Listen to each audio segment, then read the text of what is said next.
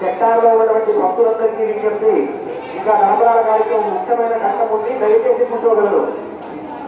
సంకల్ప్య ప్రాణాయామం కృత్వా ఓం ఓం ఓం శ్రీమదఖిలాండకోటి బ్రహ్మాండనాథ దేవదేవోత్తమస్య ఆదిమధ్యాహ్నస్య అగణితానే దుర్యామాలస్య శ్రీరామచంద్ర స్వామిన సంవత్సర ప్రయుక్త దివ్య గురు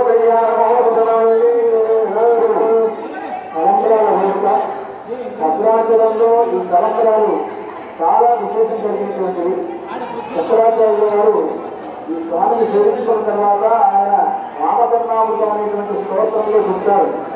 జానక్య కమలామలాంజలిపుటే యా పద్మరాగాయుతా రాఘవమస్తకే విలసత్ కుండప్రసూనాయుతా స్రస్తా శ్యామలకాయ కాంతికలితా యా ఇంద్రనీలాయుతా ముక్తాస్తా సుధరాభవంతు భవత శ్రీరామవైవాహితా అని సీతారాముడిద్దరు తలంబరాలు పోసుకుంటున్నప్పుడు రామచంద్రమూర్తి తలపాగా కూర్చుకొని ఎదురుగా కూర్చుని ఉన్నాడు. సీతమ్మ వారు ఆయన ఎదురుగా కూర్చొని ఒకరి మీద ఒకరు తలంబరాలు పోసుకుంటూ ఉన్నారు. సీతమ్మ వారి ఎర్రమైనటువంటి చేతులు, సహజంగానే ఆవిడ బంగారు వర్ణంలో ఉంటుంది సీతమ్మ. ఆవిడ గోరింటాలు కూడా పెట్టుకుని ఉంది, అది మరింత ఎర్రగా ఉన్నది.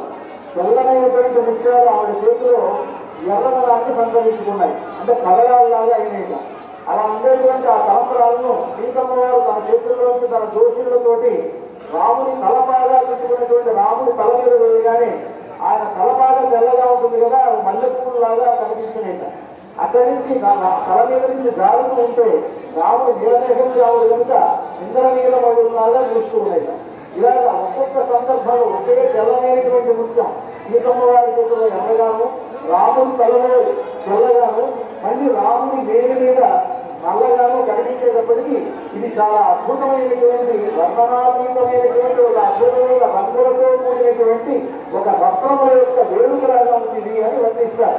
అలాంటి ఆ ముత్యాలు అందరికీ కూడా శుభాలు కలుగుతాయని భద్రాచలంలో ఎప్పటికుందో ఈ విధంగా ముత్యాల తలంబరాలు చేయడం అలవాటు కదా మనకి.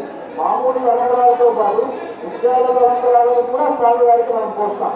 ఆ తలంబరాలు అనేటువంటివి మన శిరస్సును ధరిస్తే మనకు శుభములు ఏర్పడతాయని మనందరి విశ్వాసం. సీతారాముల కళ్యాణ తలంబరాలు అలాంటి గొప్ప విశేషము కలిగినది. ఆ తలంబరాల్లో వేడుకను మనం కూడా చేస్తాం. శ్రీరామచంద్ర స్వామిన మహోత్సవాంతే బ్రహ్మణి అక్షరారోపణం విషయే